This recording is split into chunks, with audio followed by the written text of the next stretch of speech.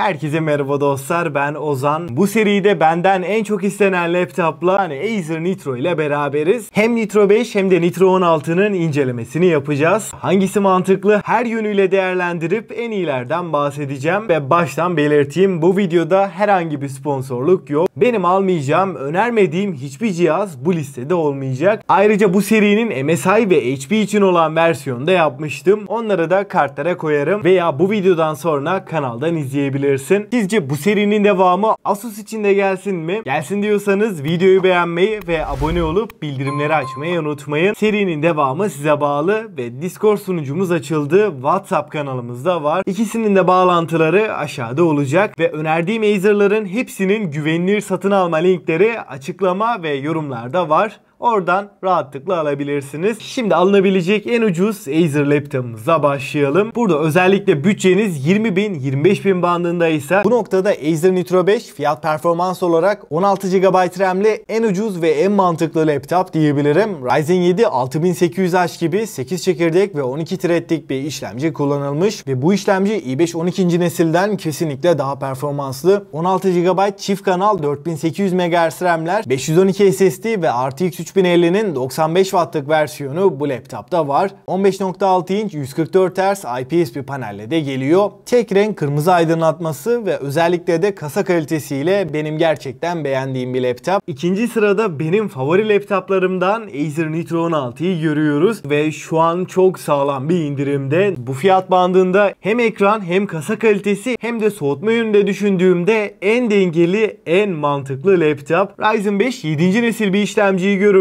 Fakat burada 16 GB tek kanal 5200 MHz bir RAM kullanılmış. Özellikle çift kanal bir RAM'in kullanılmaması bize gerçekten önemli bir artı sağlıyor. 512 SSD'nin yanında RTX 4050'nin 140 Watt tam performans haliyle karşılaşıyoruz. Bize gerçekten önemli bir artı sağlıyor. Çünkü bu laptopu alıp bir 16 GB'lık RAM takviyesi yaptığımızda çift kanal 32 GB RAM ile beraber 4050'nin gücünden tam olarak yararlanabileceğiz. Ve laptopu alıp kendimiz RAM yükseltmek istediğimizde Acer cihazımızı garanti kapsamı dışında bırakmıyor. Bu da önemli bir artı ve bu durum sadece Nitro 16 için de değil. Nitro 5 serisinden bir laptop alırsak da RAM yükseltmesiyle garanti dışında kalmıyor ve bu fiyat bandında hiçbir cihazda görmediğimiz 16 inç Full HD Plus 165 Hz'lik bir panel burada kullanılmış. %100 sRGB renkler ve DCI-P3 renk uzayında kapsamasıyla kontrast oranı, renk doygunluğu ve ekran deneyimi yönünde bir gaming laptopu oranla oldukça başarılı. Eğer grafik tasarım, video edit gibi işlerle uğraşıyorsanız da bu ekran fazla yeterli. Klavye kısmında da 4 bölge RGB aydınlatma kullanılmış. Ekran, kasa kalitesi ve soğutma yönünde bu fiyatlarda alınabilecek en iyi laptop ama şu an çok sağlam bir indirimde. Bu fiyatlarda çok kalacak bir laptop değil. Üçüncü sırada eğer bütçe sınırım 30.000 ise bu noktada Acer Nitro 5'i görüyoruz. Acer Nitro 5'in i7 12. nesil versiyonunu görüyoruz. Nitro 5'in i7 12. nesil performans serisi işlemcisi ve RTX 4050'nin 140 Watt'lık versiyonu da bu laptopta bulunuyor. 16 GB RAM'in çift kanal yani 8x2 olması da önemli bir artı. 4050 ile beraber piyasadaki tüm oyunları orta yüksek arasında ortalama 100 FPS üstünde rahatlıkla oynayabileceğiz ve genel donanımına baktığımda en az 3-4 sene yükseltme gerektirmeyecek bir laptop. Buradaki 16 GB RAM tek kanal değil 8x2 4800 MHz olarak konumlandırılmış ve 1 TB SSD ile de beraber geliyor. Yani bu laptop aldıktan sonra yükseltmeyle uğraşmak istemeyenler için çift kanal olmasıyla avantajlı. 4. sırada 40.000 bütçeyle benim tartışmasız favorim Nitro 16'yı görüyoruz. Ryzen 7 7. nesil performans serisi işlemciyi görürken 16 GB çift kanal RAM'ler, 512 SSD ve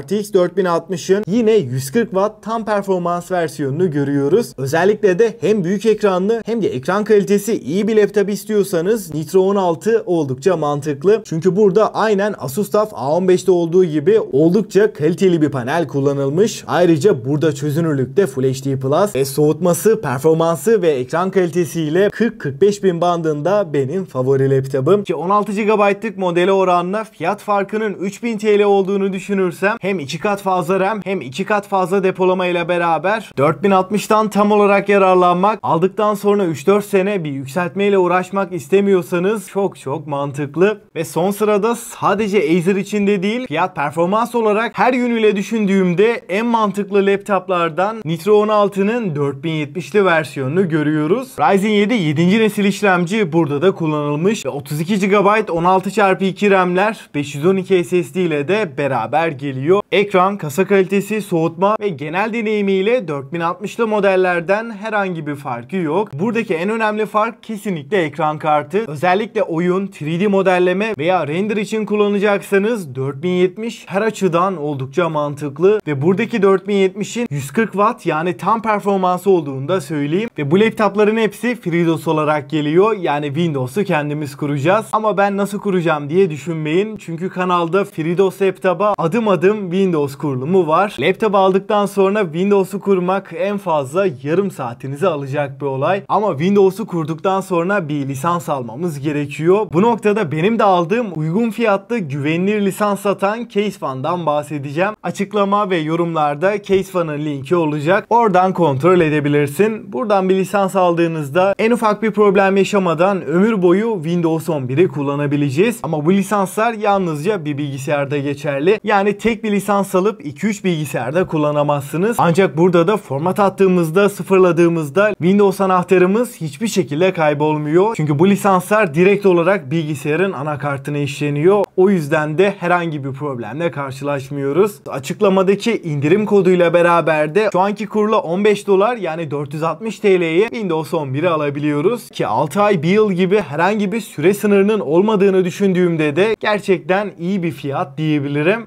Dostlar, şimdi en önemli kısım, yani favorilerimden bahsedersem, eğer bütçem 20.000 bandında ve performans olarak alabileceğim en iyi cihazı istiyorsam Nitro 5 bu noktada oldukça mantıklı. Ryzen 7 6800H ve RTX 3050'nin 95 Watt tam performans haliyle sonradan yükseltme gerektirmeyecek fiyatına oranla da rahatlıkla önerebileceğim bir laptop. Ama bütçem 25-30 bin bandında ve bu noktada sadece performans olarak değil, ekran, kasa kalitesi ve soğutma yönünde de sağlam bir laptop istiyorsam Nitro 16'nın Ryzen 5 ve 4050 modeli çok mantıklı. Bütçem 40.000 bandındaysa da ben mutlaka Nitro 16'nın 32 GB RAM ve 1 TB SSD ile olan versiyonuna zorlardım. Çünkü aradaki fiyat farkı çok az ve 16 GB RAM'i ve 512 SSD'yi kendimiz alıp sonradan yükselsek daha pahalıya gelecek. O yüzden bir kere alıp uzun yıllar kullanmak için bu model çok daha mantıklı. Ama bütçem 45-50 bin bandındaysa da bu noktada kesinlikle Nitro 16'nın 4070'li versiyonunu alırdım. Ve genel olarak listeyi değerlendirecek olursam soğutma, performans ve fiyat dengesiyle en iyi Nitro 5 ve Nitro 16'yı inceledik. Açıkçası bu cihazlar dışında başka bir Nitro'ya da bakmanızı önermiyorum. Her yönüyle en iyiler bunlardı. Tabi laptop alırken nereden aldığımız ve satıcılar da bir o kadar önemli. Bu laptopların hepsinin en ucuz ve güvenilir satın alma linkleri açıklama ve yorumlarda olacak. Oradan rahatlıkla alabilirsiniz. Ayrıca Discord sunucumuz açıldı ve WhatsApp kanalımız da var. İkisinin de bağlantıları aşağıda olacak. Mutlaka bekliyorum. Bu serinin devamı için de videoyu beğenmeyi ve abone olup bildirimleri açmayı unutmayın. Serinin devamı size bağlı ve bu videodan bu kadar diyelim. Ben Ozan. Sonraki videoya kadar